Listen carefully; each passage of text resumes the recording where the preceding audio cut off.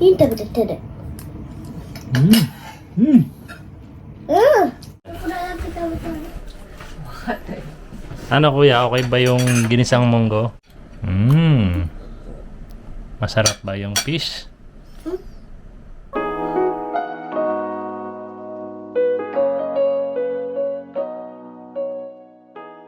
Hello, good morning sa inyo. Ayan. Ngayon ay Saturday. Ayan. Wala tayong pasok ngayon. And dito lang tayo sa bahay muna siguro kasi medyo delikado ngayon lumabas. Actually, kagabi hindi ako nakatulog maayos kasi sobrang pag-aalala ko talaga kasi nga 'di ba dun sa nangyari sa pabrikang pinapasukan ko. And nakakatakot para sa sarili ko and siyempre para sa pamilya ko. Kagabi pagising-gising ako kasi nga hindi ko maintindihan kung may nararamdaman ako so nag-aalala rin kasi ako kasi yung katabi ko sa pagtulog si Yuna, so baka ayoko mag-isip ng pero nakakatakot talaga. Anyway, wag ko muna nga isipin yon kasi ang mahalaga okay naman ako ngayon kasi nakapag-test na rin ako ng antigen rapid test, so negative naman tayo. Ayan, ngayon nga kasi Saturday and binabala ko sanang magluto ng Filipino food uli. And nire-request ni Kuya EG nga is yung ginisang munggo. So, ayan, di ba? Saturday tapos ginisang munggo. Pero ayan nga, tayo kasi mga Pilipino parang nakasanayan natin na ang ginisang munggo ay niluluto every Friday. Ano nga ba yung ibig sabihin ng bakit Friday niluluto ang ginisang munggo? Pero siguro naman, pwede naman sigurong lutuin yun kahit Saturday ngayon, di ba? Sasama ko na rin siya ng isda na parang galunggong dito. Ayan, masarap na kapartner ng munggo yan. Tapos, siguro dagdagan ko na rin magluto ng Bicol Express kasi medyo nagkikrave ako sa sa spicy. Gusto ko kumain ng maanghang. Kaya luto ko ng kahit konti lang namang Bicol Express. Tapos ayan, samahan nyo ako Tapos, ayan, tara. Magluto tayo, tapos samahan nyo kami kumain. Ayan, so nagluto ako ng Bicol Express. Medyo maanghang-hanghang, kaya siguro hindi makakain ng mga bata. Isa to sa mga favorite ulam ko talaga kasi Filipino food. Tapos nagluto rin ako ng ayan. Ito favorite ni Kuya EG. Ginisang munggo. Tapos syempre may kapartner yan. Yung ating isda, pritong isda. Ito parang galunggong dito sa Japan. Masarap to. May partner talaga sa ginisang munggo. Ayan to. Nauna na kumain si Kuya. Ano Kuya, okay ba yung ginisang munggo? Opo. Masarap? Opo, favorite ko po. Favorite mo yan no?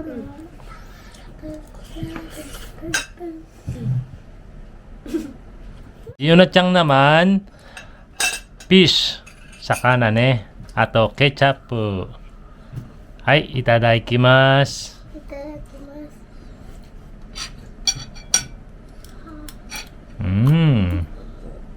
Masarap ba yung fish? Masarap ba yung fish? Yes. Yes. Opo. Good. Opo. Opo.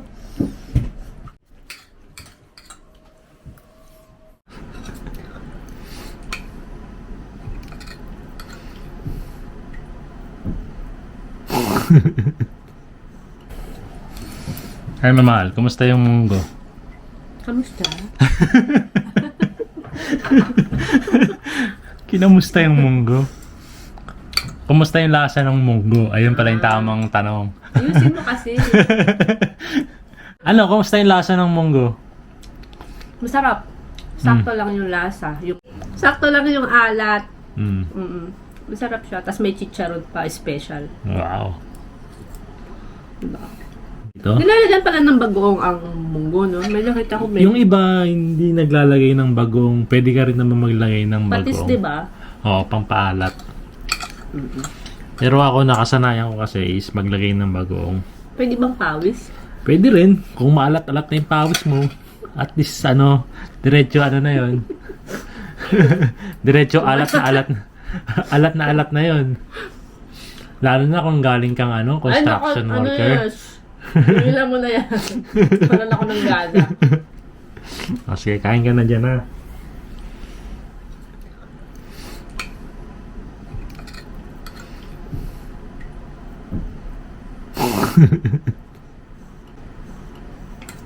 Ayan, kailangan ko palang lumabas saglit ngayon kasi kailangan kong ipacheck yung sasakyan ko kasi ngayong darating ng February, kailangan siyang ipasakin.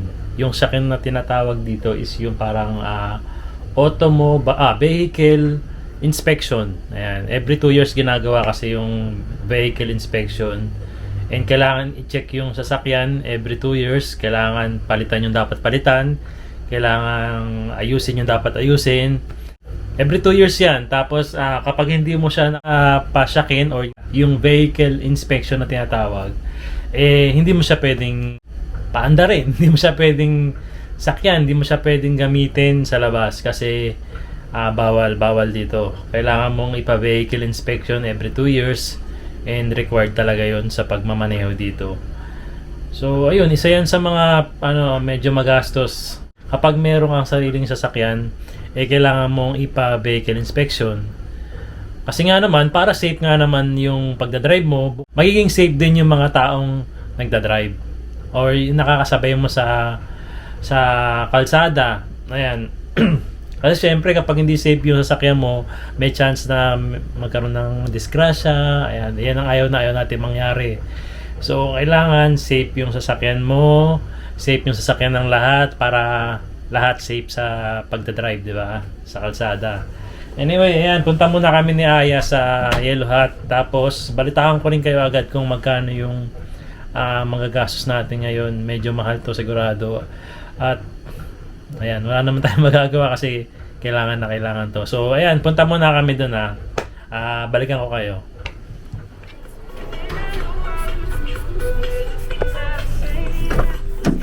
Ayan.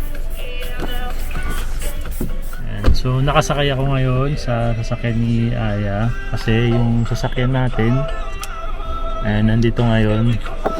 Chine-check siya para malaman kung ano yung mga dapat ayusin.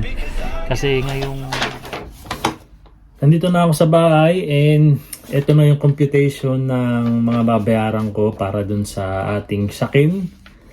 And sobrang mahal talaga. Pero walang magagawa kasi kailangan nating gawin to kasi kapag hindi natin ginawa kasi to, maaaring hindi talaga pwede tayong gumamit ng sasakyan dito. So, ang mangyayari, kung gusto mong gumamit sa sasakyan at hindi mo papasakin, maaaring mahuli ka ng pulis at magkakaroon ka pa ng penalty. Tapos plus pa yon, maaaring yung license natin dito magkaroon ng problema. So, may tinatawag sila rito na kapag marami ka ng violation sa pagmamaneho or paggamit ng license mo, ay maaaring mag-minus yung points na meron ka. Maaaring mawalan ka ng lisensya. So, hindi naman natin gugustuhin yung mangyari yun. Kaya, so, ang total lang dapat kong bayaran para sa sakin ay 158,552.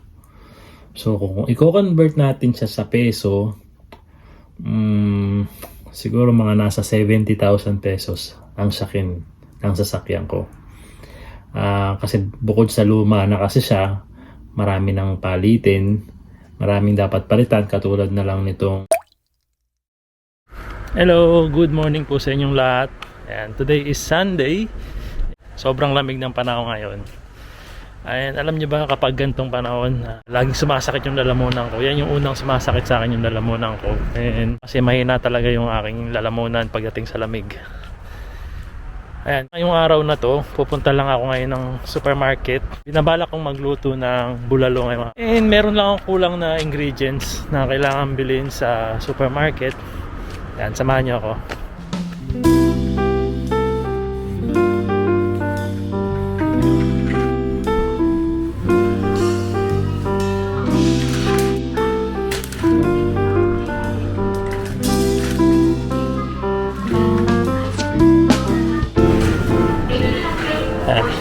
natin ng Pechay Baguio.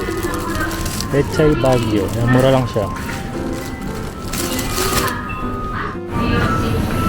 Ayun, buti meron sila ngayon. Ito yung kulang ko sa aking bulalo. Mais. Patayin dalawa.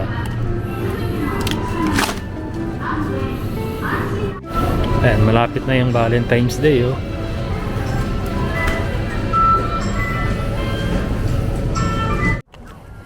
Ayan, so nakabili na tayo ng kulang nating ingredients para sa bulalo. And pauwi na rin ako. Di bali naglakad lang ako kasi medyo malapit lang naman sa amin yung supermarket. Saka para ma-exercise din paminsan-minsan, di ba? Maganda rin kasi paminsan-minsan na naglalakad-lakad, di ba? So ayan, pag uwi ko, lutuin agad natin tong bulalo. Isa to sa mga nire-request ni Aya talaga na makapagluto tayo ng bulalo dito. Kasi masarap yung soup nun eh. Bulalo, lalo na kapag mainit-init pa siya, napakasarap. So ayan, uwi muna tayo tapos luto na tayo ng bulalo.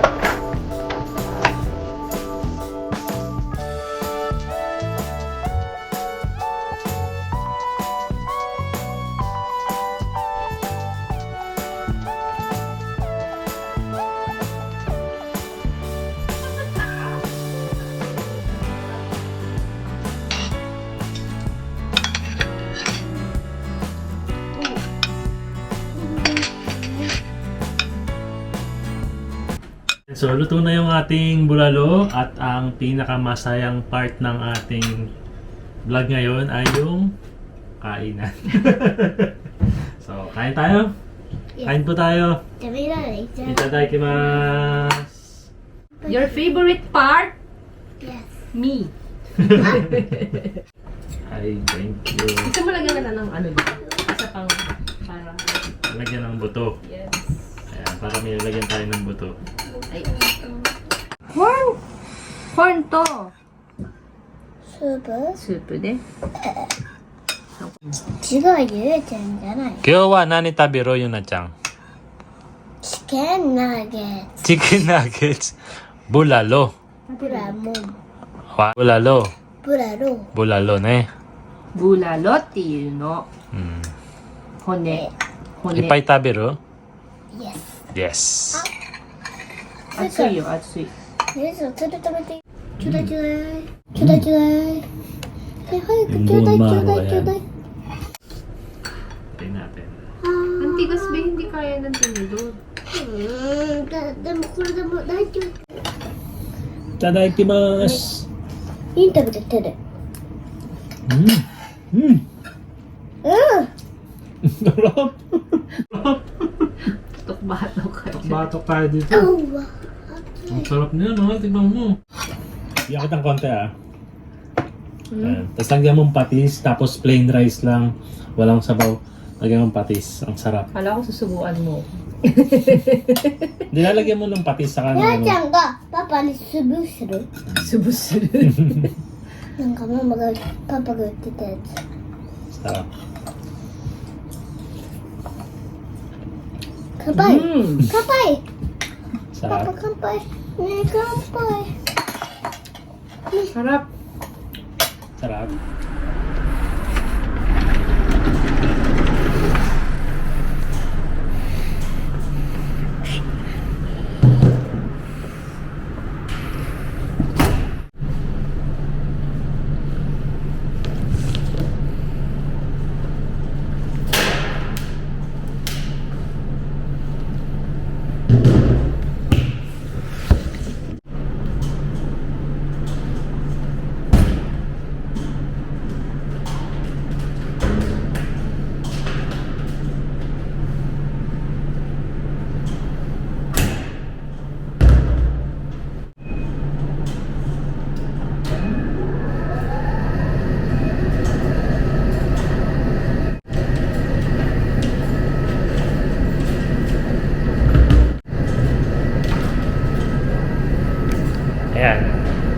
magsalang muna ako dito ng mga damit kasi sobrang lamig ngayon, sobrang hirap magpatuyo ng damit, so kailangan patuyuin natin dito. After 32 minutes, tuyo na naman siya, tapos babalikan ko na lang siya ulit. I was yours, you were mine, but it's time to